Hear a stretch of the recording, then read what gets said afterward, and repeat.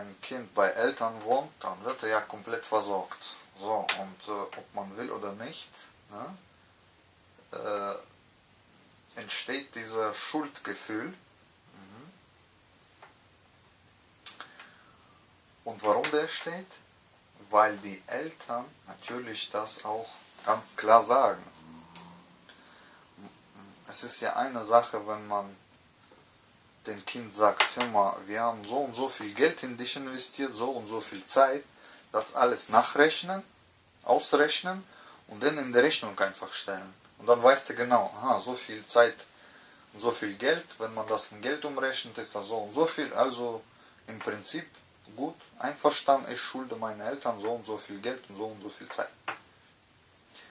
Das passiert aber nicht. Die Eltern projizieren auf sein Kind, dass der Kind denen was schuldig ist, zum Beispiel, der muss gute Noten kriegen, der soll ein Studium machen, die Eltern wünschen, zum Beispiel, Vater ist ein Arzt und Kind soll auf jeden Fall auch ein Arzt werden. Das ist ja auch nichts verkehrt, wenn der Kind das auch wirklich will. Allerdings machen das viele Kinder nur, weil ihre Eltern das wollen und die sich schuldig fühlen. Und dieser ganze Einwirkungsmechanismus, der ist unklar. Also wie kann man denn überhaupt entgehen? Ich werde hier schon kurz auf die angewandte Wissenschaft eingehen, zum Vergleich.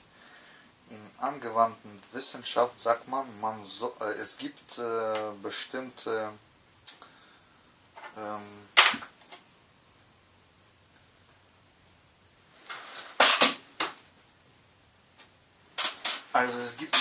Stützpunkte,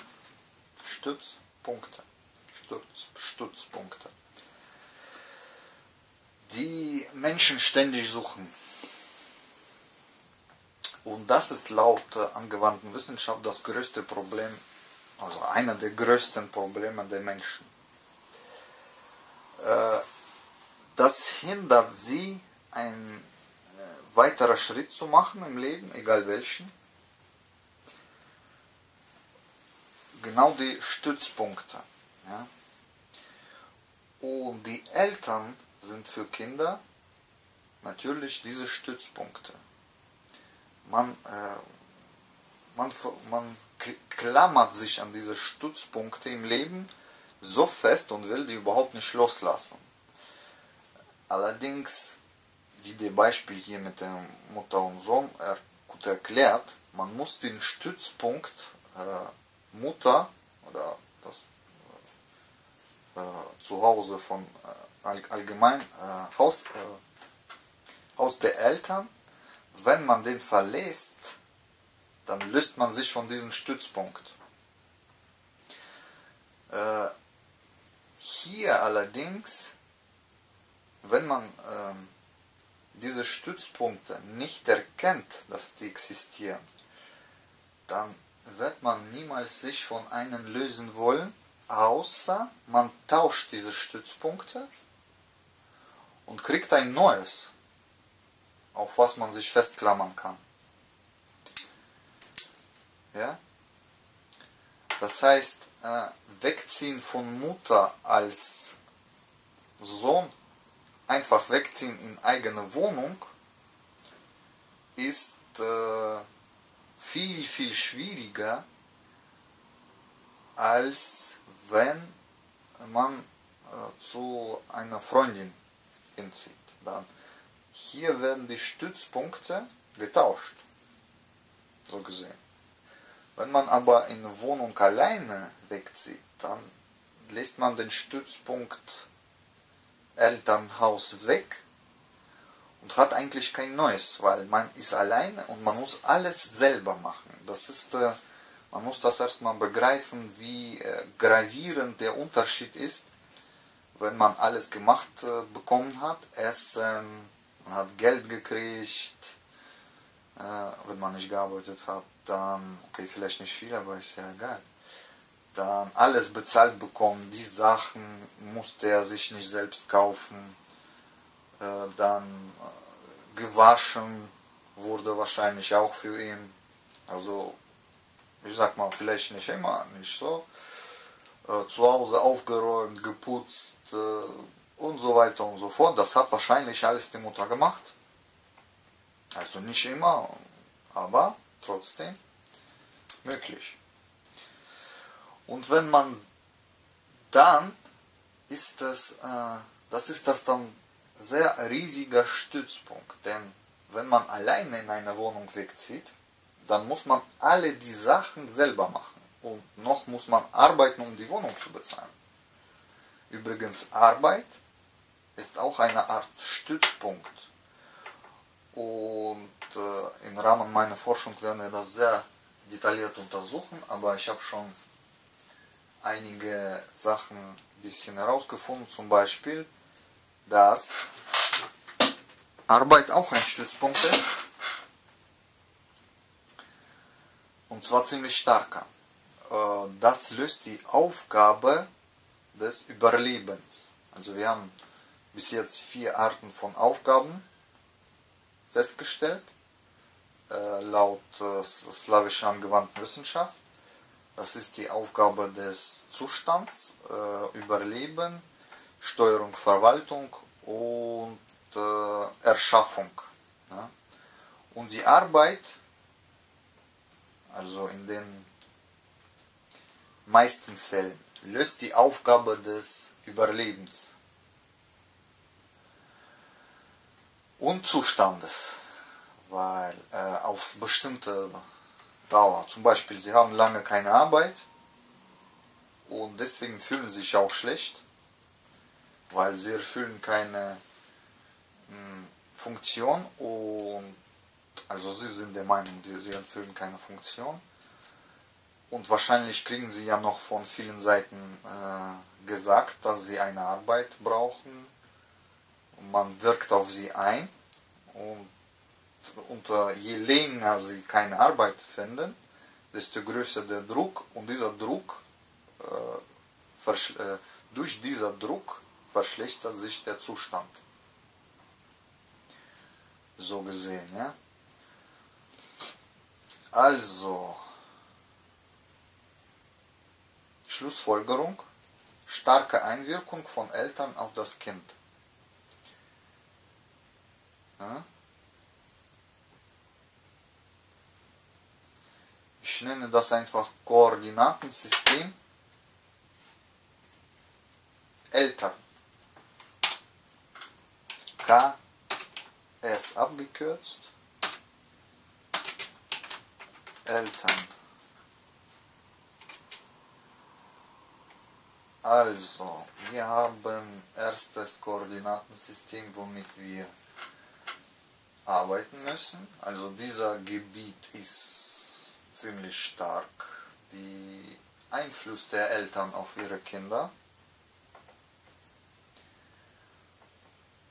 Und wie man damit umgehen kann, das ist eine riesige Aufgabe an sich, insgesamt. Und ich bin der Meinung, man kann diese Aufgabe lösen und nicht jedes Mal sie aufs Neue erleben. Was damit gemeint ist, man kann ein für alle Mal verstehen, dass es ein Koordinatensystem Eltern gibt und wie die Einwirkung, also wenn man das Kommunikationseinwirkung des Menschen feststellt, wir sind hier wieder bei gestrigem Thema Gesellschaftsvertrag. Das scheint eine sehr wichtige, weil hier ist das auch sehr wichtig bei Kommunikation zwischen Eltern und Kind, weil die Eltern manchmal sagen die offen, was die von einem Kind erwarten und je weiter ist, manchmal aber auch nicht. Und je größer der Kind ist, desto mehr machen die Druck auf das Kind. Meistens läuft das auch unbewusst, also nicht immer bewusst. Die haben sehr große Hoffnungen, ja, warum auch immer, weil die Eltern sind der Meinung, dass das Kind denen was schuldig ist, wie überall. Also das Das Schlussfolgerung.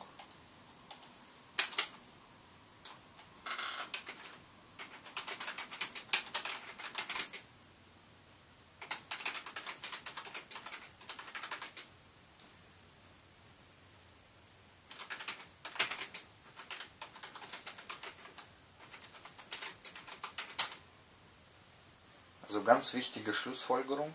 Menschen denken immer, dass andere denen etwas schuldig sind. Und das sind quasi alle Menschen, also fast alle. So mehr oder weniger.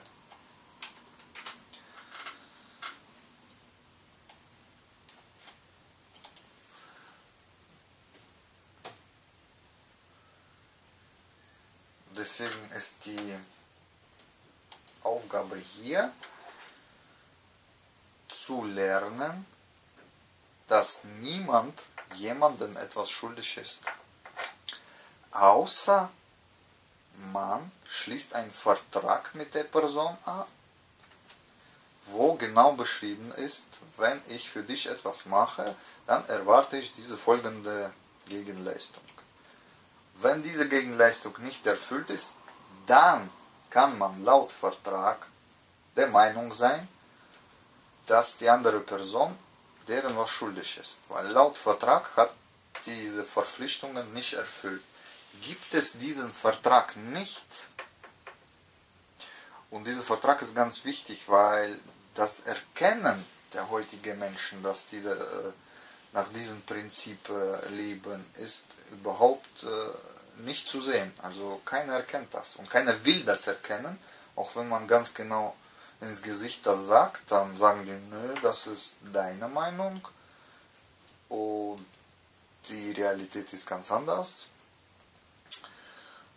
So, man kann das nur in einem Fall verhindern, indem man einen Vertrag abschließt. Also alles, was man zusammen macht, muss vertraglich geregelt sein. Warum das so ist, das ist ein ganzer Bereich in angewandte Wissenschaft und nennt sich Automatismen der menschlichen Körper. Also unser Körper hat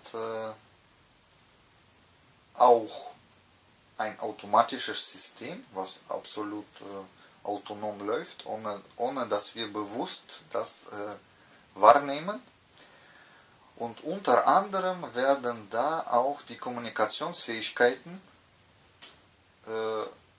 also die sind auch da drin, das heißt, wir können mit Menschen kommunizieren, ohne darüber nachzudenken. Das heißt automatisch, komplett automatisch. Wir kennen auch in unserer Gesellschaft, wenn solche überhaupt existiert, ich bin der Meinung, es gibt keine Gesellschaft, jedenfalls nicht so, wie man sich das vorstellen mag. Ein Beispiel, jemand wird was gefragt und antwortet sofort, also ohne nachzudenken. Wenn man nicht über die Antwort nachgedacht hat, dann war das meistens automatische Reaktion. Die Frage ist, der Unterschied, es gibt einen kleinen feinen Unterschied. Automatische Antwort, ist die zustande gekommen durch eigene Untersuchung, dass man zu diesem Entschluss gekommen ist, oder man hat das einfach irgendwo gehört und jetzt gibt man das weiter. Das ist dann die automatische Wiedergabe. Wie beim einem Computer. Ja, nicht Computer, sondern zum Beispiel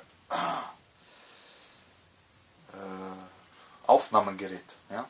Man spricht da was drauf und das bleibt dann bei einem hängen, ohne dass man das irgendwie überprüft hat oder sich darüber Gedanken gemacht hat.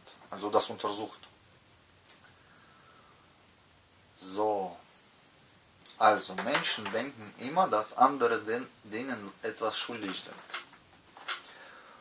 Und das ist automatisch. Also die denken das automatisch. Dass dieser Prozess läuft automatisch. Sie sitzen nicht die ganze Zeit und denken, der ist mir jetzt was schuldig. Gibt es auch solche Fälle natürlich. Vielleicht am Anfang, zum Beispiel, Sie haben etwas für jemanden getan und haben eine Gegenleistung erwartet, haben aber keine bekommen. In erster Sekunde denken Sie, ja, ich habe denen geholfen und der hat mir sagen wir, keine Gegenleistung erbracht.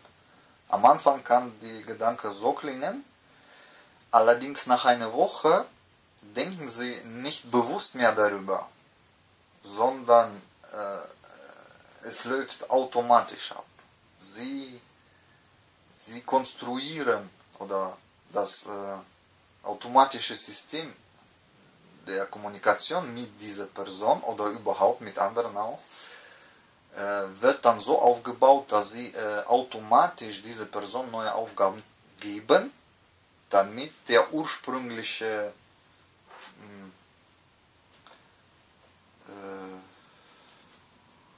die ursprüngliche Erwartung, was sie gestellt haben, erfüllt wird. Das ist aber kompliziert, das muss man malen. Später, wenn ich genau darauf eingehen werde, dann werde ich das alles schriftlich, oder wenn Fragen entstehen, wenn jemand fragt, dann werde ich ausführlicher an die Tafel das, was ich jetzt erkläre, malen. Weil, um das zu verstehen, muss man malen. Überhaupt habe ich auch festgestellt, wenn man etwas nicht malen kann, dann existiert das überhaupt nicht.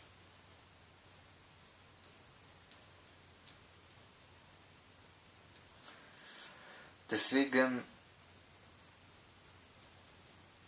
gut, also der Vergleich mit angewandter Wissenschaft hat schon eigentlich begonnen.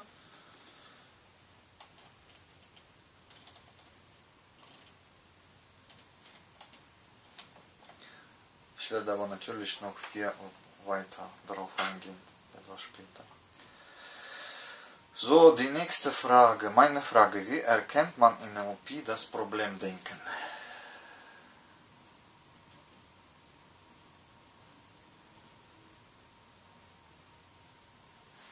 Problemdenken bedeutet in der NLP, dass man am Problem dran bleibt, das Problem beschreibt und wenn jemand anbietet, an einer Lösung zu arbeiten, wird der auf Anfragende wieder zurück zum Problem kommen. Wie erkennt man in NLP das Problemdenken? Das heißt, wenn jemand über etwas länger redet, dann daran erkennt man, dass er damit Probleme hat. Oder wenn er immer wieder darauf zurückkommt.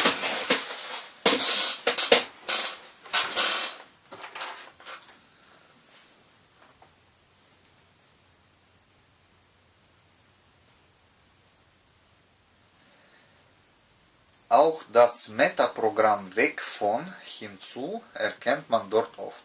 Metaprogramm. Es gibt ein gewisses Metaprogramm in NLP. Viele Leute können uns erklären, was sie nicht wollen. Viele Leute können uns erklären, was sie nicht wollen, aber kaum was sie wollen. Das liegt daran, dass sie im Problemdenken wesentlich mehr Übung haben. Aha. Das heißt, Menschen können erklären, was sie nicht wollen, aber sie können nicht erklären, was sie wollen.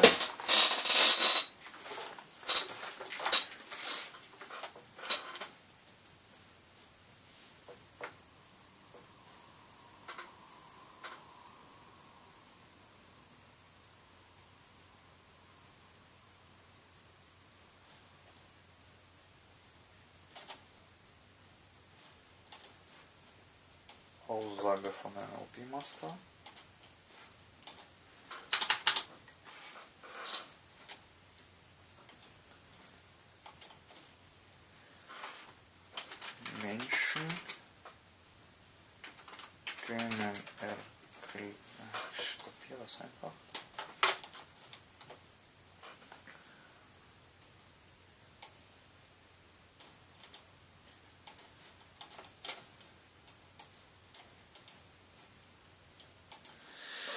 Aussage von NLP Master. Viele Leute können uns erklären, was sie nicht wollen, aber kaum, was sie wollen. Das liegt daran, dass sie im Problemdenken wesentlich mehr Übung haben. Das heißt, hier haben wir ein Problem mit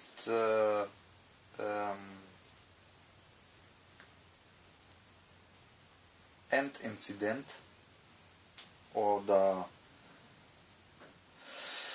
was am Schluss sein soll. Ja, also keine Ziele. Menschen sind nicht imstande, sich Ziele zu setzen oder die wissen überhaupt nicht, was die wollen. Also die haben kein Ziel, aber die wissen, was sie nicht wollen.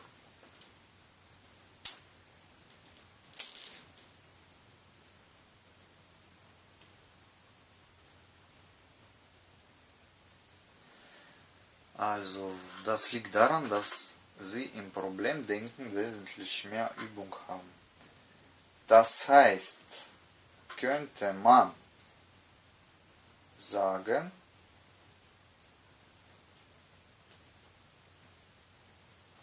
dass man sein Denken in andere Richtung auslegen soll. Man soll nicht denken, wie sie etwas nicht können oder nicht wollen, sondern sich darauf einstellen, was man will.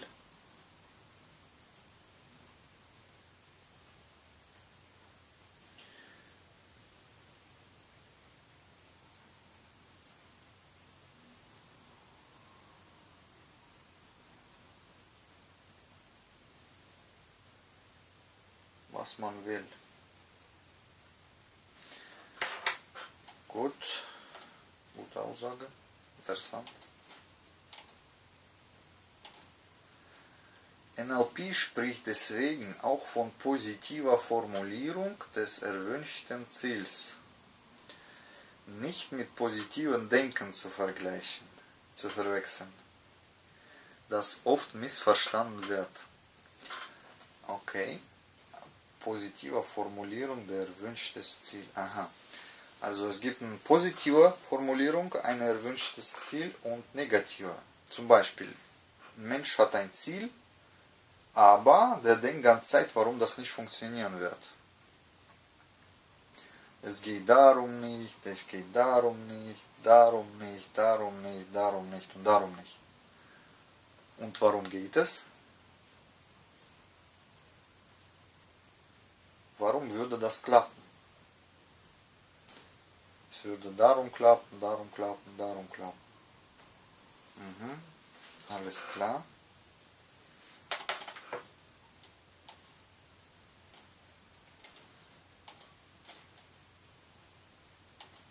Hier erkenne ich schon, also daran erkenne ich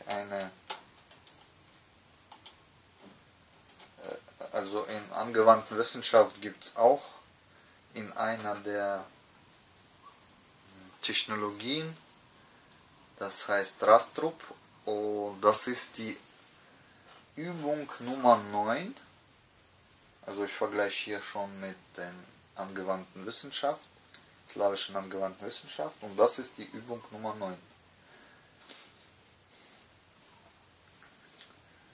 Wie man das positive Formulierung des erwünschten Ziel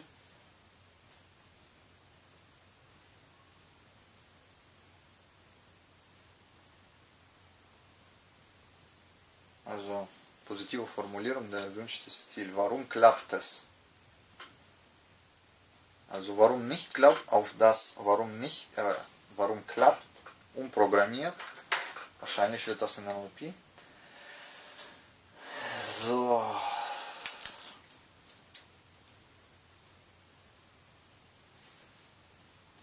Sehr wichtig natürlich. Sonst kann man ja keine Aufgaben lösen. Dieser Abschnitt hat genau etwas mit Aufgabenlösung zu tun.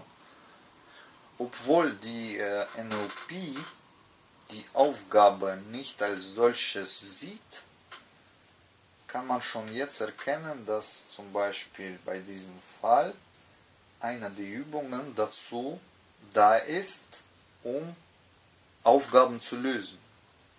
Denn wenn man ganze Zeit denkt, warum es nicht geht, dann macht man gar nichts. Also warum geht das und das nicht? Warum zum Beispiel hier oben? Warum, wenn man sich ganze Zeit erklärt, warum man aus dem Elternhaus nicht umziehen kann, solange man dafür Gründe findet, wird man nicht ausziehen. Oder solange es mehr Gründe dafür gibt als dagegen, also zu Hause zu bleiben, dann wird man auch zu Hause bleiben. Das heißt, man muss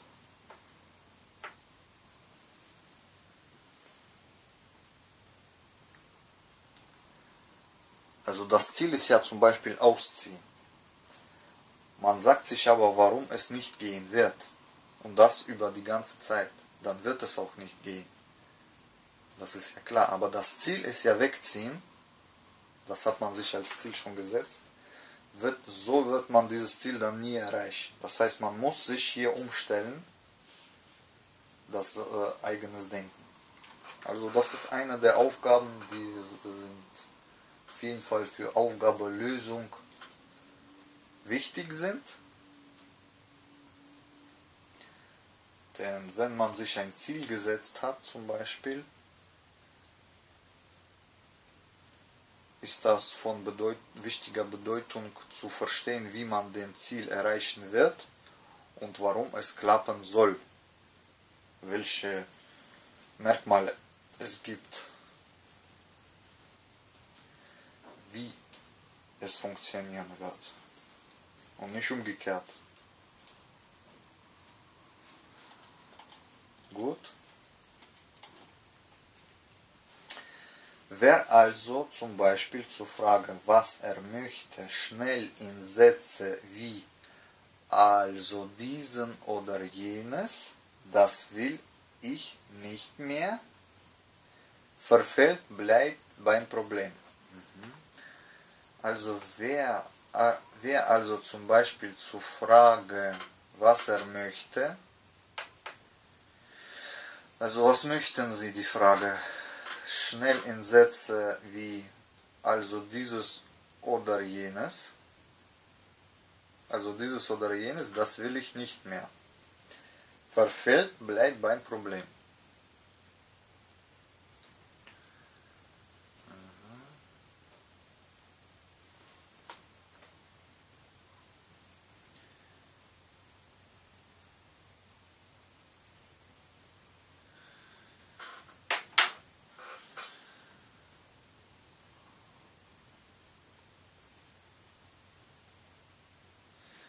Welche Frage hier entstehen kann, ist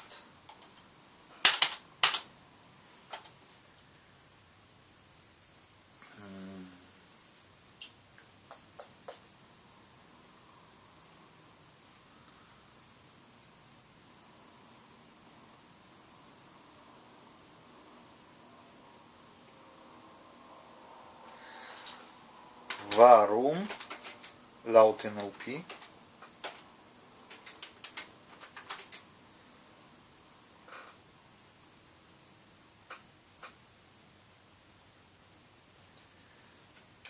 neigen Menschen zu negativer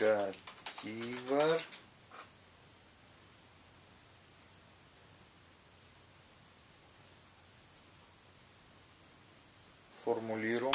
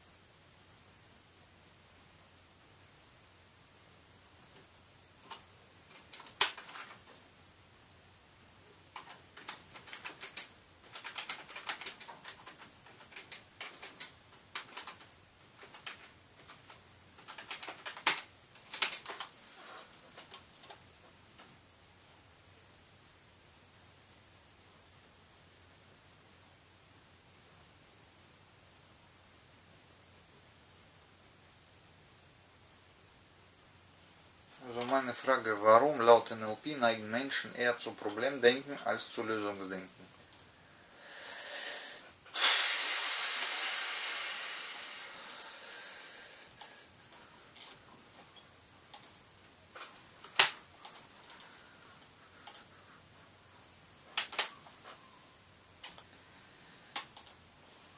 Gut, und die nächste Frage habe ich gestellt, wie unterscheidet NLP Lüge von der Wahrheit?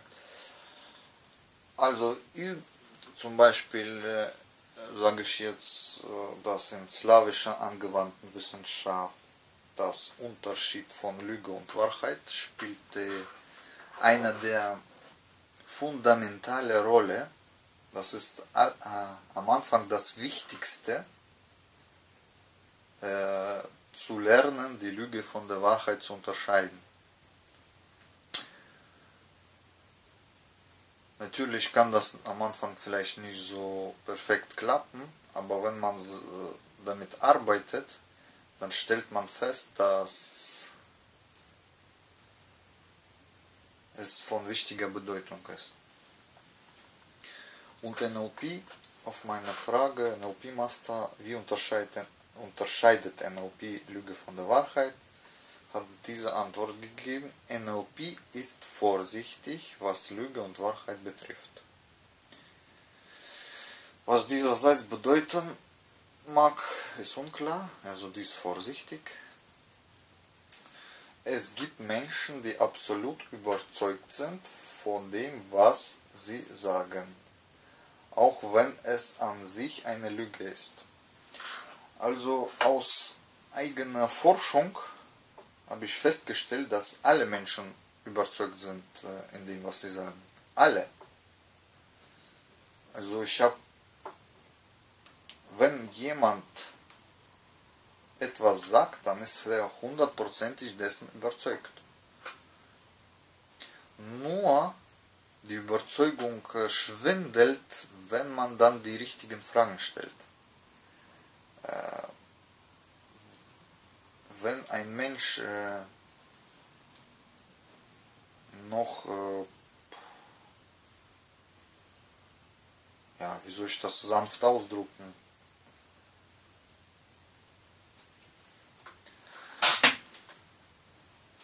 Also wenn ein Mensch noch zurechnungsfähig ist,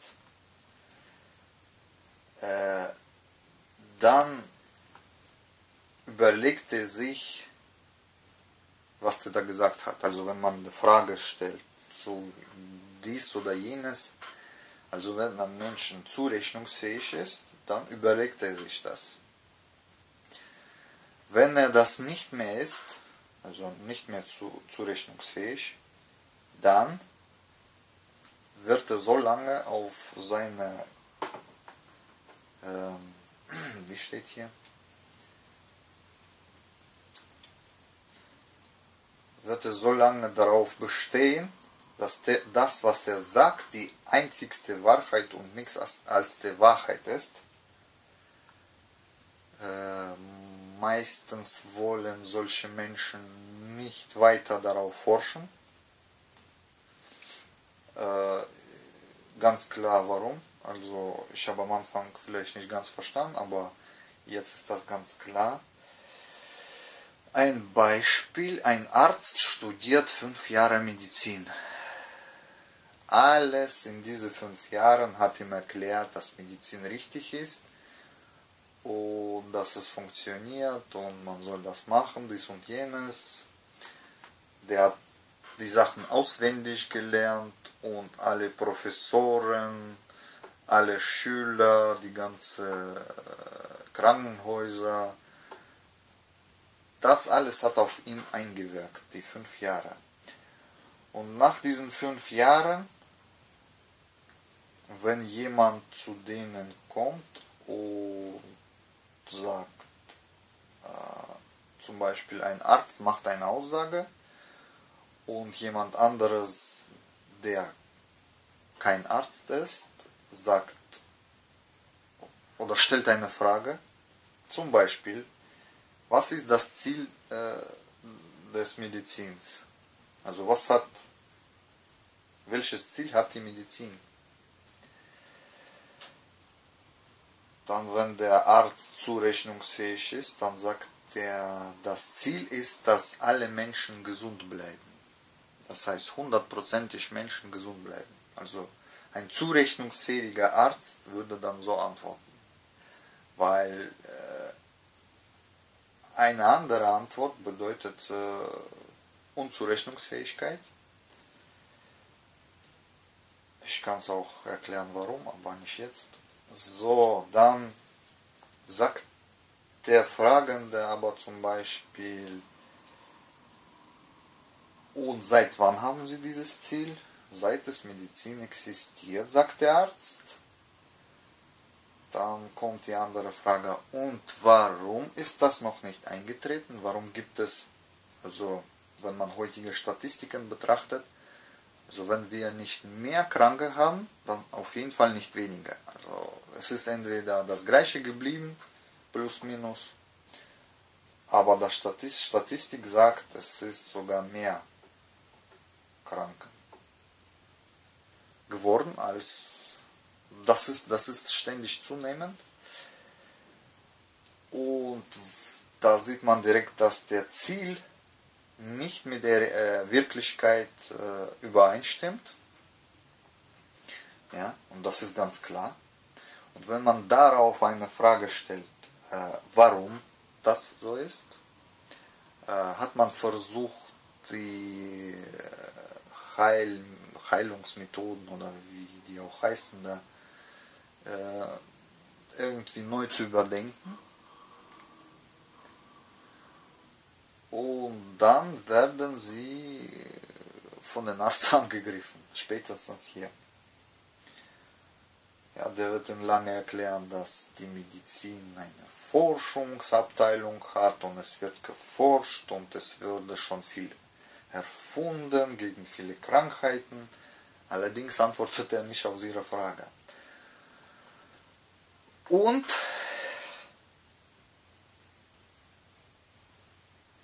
warum macht er das nicht?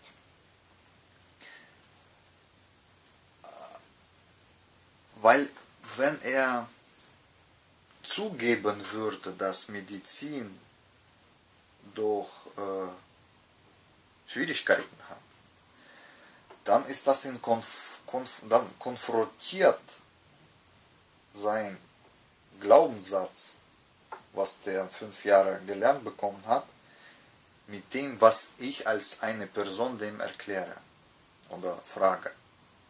Also ich eine Person und auf anderer Seite steht dann ganze Reihe von Ärzten, Doktoren und so weiter. Ganze 5 Jahre Studium steht dahinter. Und der Mensch ist nicht bereit, seine Meinung hier zu ändern. Jetzt meine rhetorische Frage, oder das ist eher, wie heißt das? Ja, ich nenne das rhetorische Frage. Kann NLP diesen Glaubenssatz bei den Arzt umprogrammieren? Ist NLP imstande, den Arzt zu erklären, dass die Medizin eine Lüge ist? Denn laut Maßwerkzeugen von slawischen angewandten Wissenschaft, wenn man das Werkzeug Lüge oder Wahrheit nimmt und die Medizin als Wissenschaft untersucht, dann stellt man fest, dass die moderne Wissenschaft, Medizin, eine Lüge ist.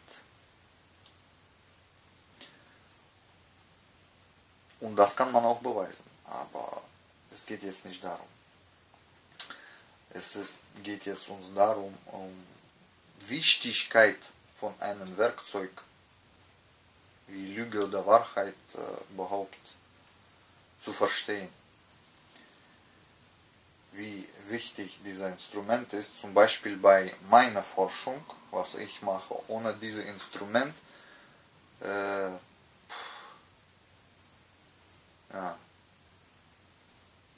Ich würde sagen, man müsste alles glauben, was man hört. Wenn jemand etwas sagt, etwas behauptet, dann kann man ein Werkzeug nehmen, das heißt Lüge oder Wahrheit,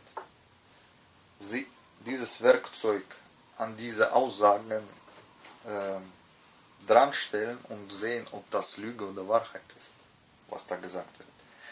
Man kann natürlich nicht, dieses Werkzeug untersucht nicht unbedingt die einzelnen Aussagen von Menschen, also Sätze, ob der Satz jetzt richtig oder falsch war, sondern dieses Instrument ist dafür da, um die Aussage als System zu untersuchen. Ja? Oder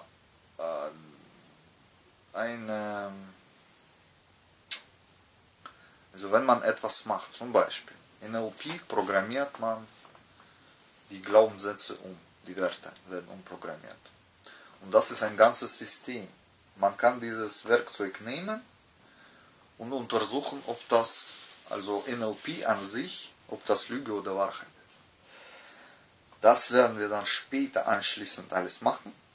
Alle Messwerkzeuge werden wir dann am NLP anwenden, wenn wir wissen, was genau NLP ist. Aber jetzt ist schon, ich glaube, besser und schneller konnte man nicht dahinter kommen, ne, an den Entschluss, was NLP ist. Das haben wir jetzt in den letzten 2 Stunden gemacht. Nochmal wiederhole ich, NLP, also meine Schlussfolgerung, NLP ist Umprogrammierung von Glaubenssätzen, Werten oder Meinungen der anderen Menschen auf eine andere Meinung. Also A, Programmierung von A und B zu AA. Dass die konform sind, da sind die gleich dann und die stehen sich nicht im Wege oder die konfrontieren nicht. Allerdings, deswegen habe ich die Frage wegen Lüge und Wahrheit gestellt, wenn man die Werte umprogrammiert, auf was basiert dann die Entscheidung für richtige Werte?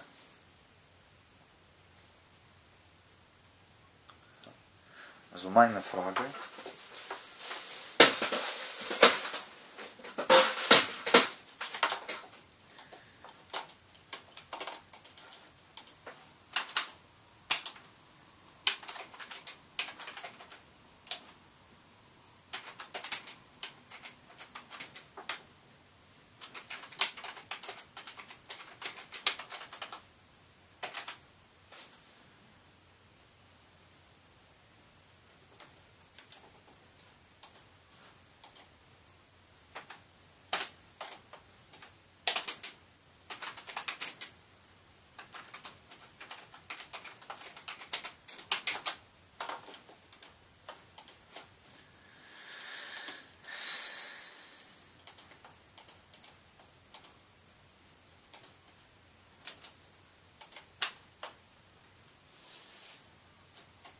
die wahren Werte.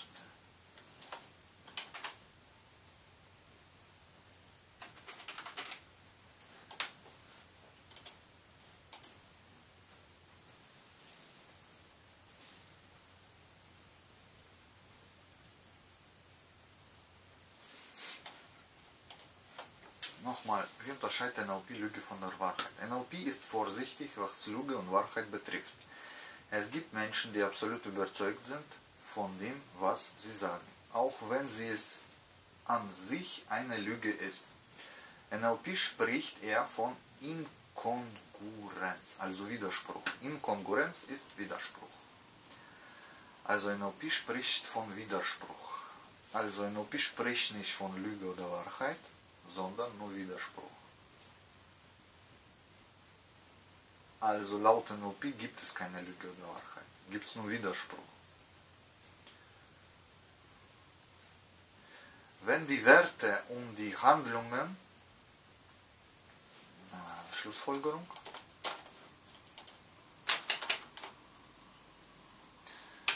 Laut NLP gibt es keine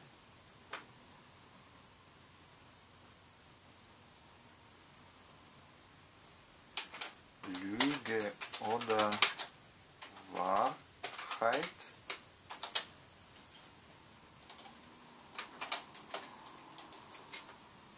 sondern nur Widerspruch.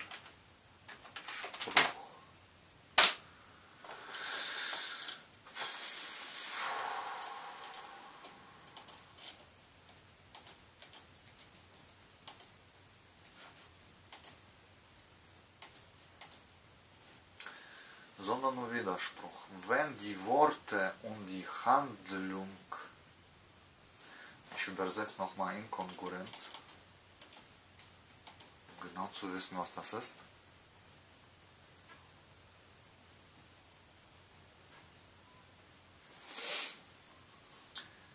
Inkongruenz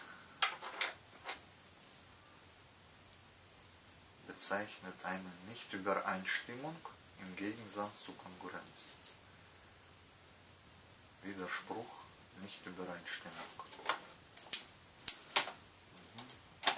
Kann man sagen.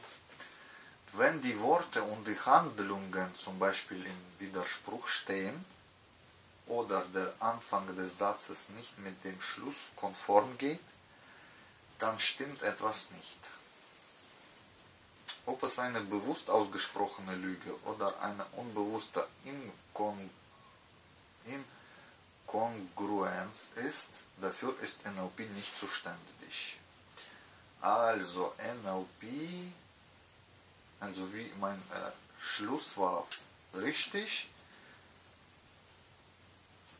ob es eine bewusst ausgesprochene Lüge oder ein unbewusster Widerspruch, dafür ist NLP nicht zuständig.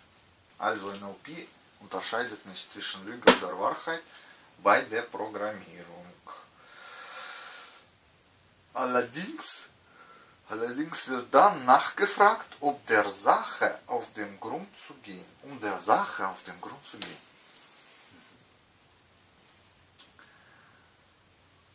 Ich hoffe, ich konnte dir, okay,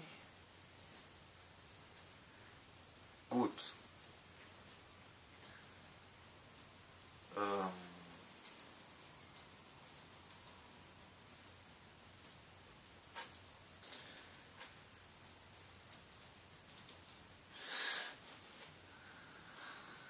Schlussfolgerung.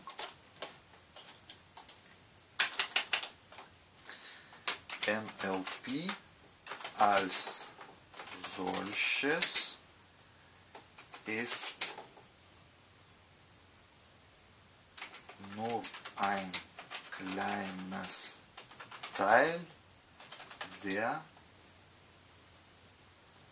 Aufgabenlösung Gebiet. Ich formuliere das so. Also NLP als solches ist nur ein kleines Teil der Aufgaben der ganzen Aufgabenlösung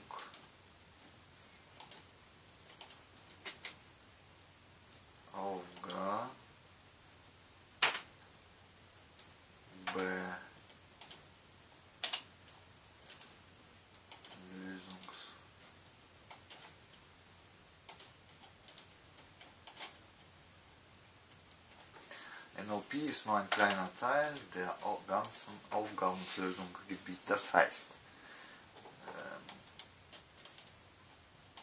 auch wenn, wir müssen das erstmal tiefer untersuchen. Ich werde wahrscheinlich nicht drum herum gehen, um eine NLP-Ausbildung zu machen.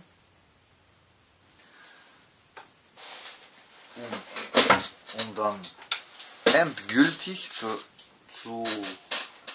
sagen, was NLP ist, denn nur dann kann ich ja fest davon überzeugt sein, dass ich alles über NLP weiß. So.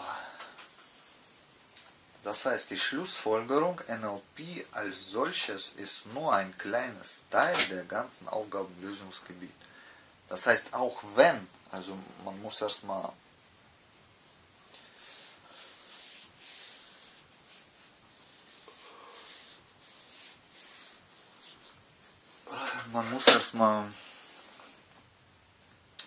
überhaupt herausfinden, ob überhaupt irgendwelche Aufgaben mit NLP gelöst werden. Aber was ich sehe, sind schon auf jeden Fall mindestens zwei. Die eine ist die Werte. Also es geht eigentlich darum, um die Werte zu umprogrammieren. Man kann sich da hier sagen, ich kann jetzt schon einen kleinen Vergleich machen. Einer der sehr wichtigen Merkmale der angewandten Wissenschaft ist eigene Meinung ändern können. Also man kann eigene Meinung haben, die darf aber nur darauf basieren, dass man selbst untersucht hat. Also wenn man eine Meinung zu etwas hat es aber nicht selbst untersucht, dann muss diese Meinung änderbar sein. Das heißt, man kann sich nicht darauf, es ist quasi verboten, eigene Meinung zu haben, die man nicht untersucht hat und darauf bestehen. Ja? Warum das verboten ist? Ganz einfach, wenn die Meinung dann doch falsch war und sie waren 40 Jahre lang dieser Meinung, dann haben sie diese 40 Jahre quasi in Irrglaube verbracht und natürlich ganz wichtig, sie haben einfach eine Menge Aufgaben nicht gelöst, ja, oder nicht lösen konnten, weil sie anderer Meinung waren. Deswegen ist die Meinungsänderung ein ganz wichtiger Teil. Was ich auch hier sehe, das ist aber nur ein kleiner Teil, aber wichtig, natürlich wichtig.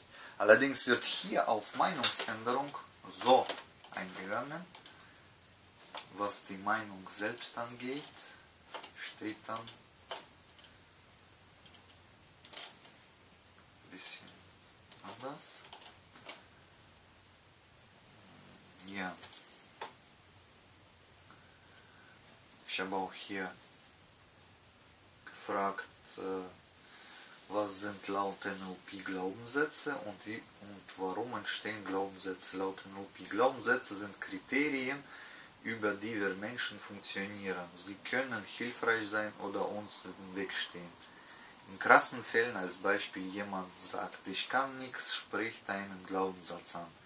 Im Sprachmuster erkennt man sie am besten dort, wo es Tilgungen, Verzerrungen oder Verallgemeinerungen gibt. Sie entstehen an erster Stelle durch die Prägung der Erziehung. Sie entstehen an erster Stelle durch die Prägung der Erziehung, können auch durch wiederholte Erfahrungen entstanden sein. Meine Frage, was sagt NLP zu eigener Meinung? Gibt es laut NLP eigene Meinung? Ein Wort, Landkarte. NLP sagt, die Landkarte ist nicht das Gebiet. Aha, hier sehen wir das. Also die Meinung einer Person ist eine Sache, erklärt dessen Meinung, nicht die Sache. Somit ist fast alles, was man ausspricht, an erster Stelle eine eigene Meinung. Wie und warum entsteht eigene Meinung? Wie die Glaubenssätze, Prägungen von... Aha, so, hier haben wir schon. Also Glaubenssätze und Meinung haben die gleiche Ursache laut NLP. Schon mal gut.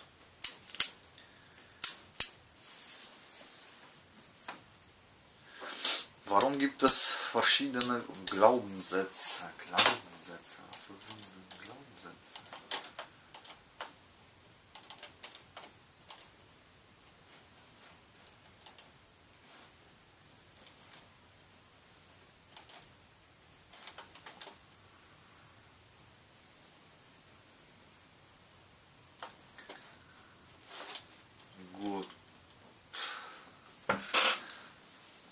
Glaubenssätze, ja, ist ja eigentlich dasselbe wie Meinung.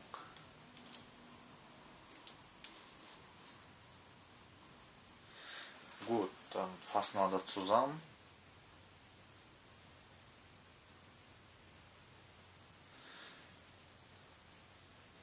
Also die Ursache von Glaubenssätzen und Meinungen ist dieselbe: Prägung und Erfahrung. Prägung, einfach geprägt und erfahren. Und Untersuchung steht hier nicht, leider. Also ich würde sagen Prägung, Erfahrung und Untersuchung. Also eigene Untersuchung. Denn Erfahrung ist, was ich erfahren habe, lief ja automatisch ab. Ohne dass ich darauf Einfluss genommen habe. Und untersuchen habe ich selbst untersucht und zu dieser Meinung gekommen.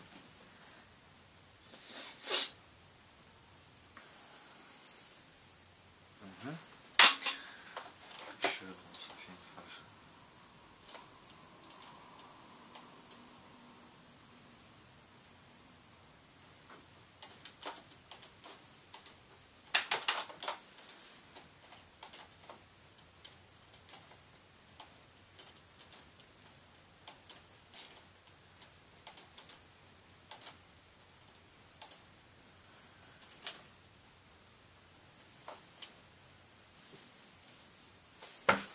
Wieder Glaubenssätze, Prägung und Erfahrung.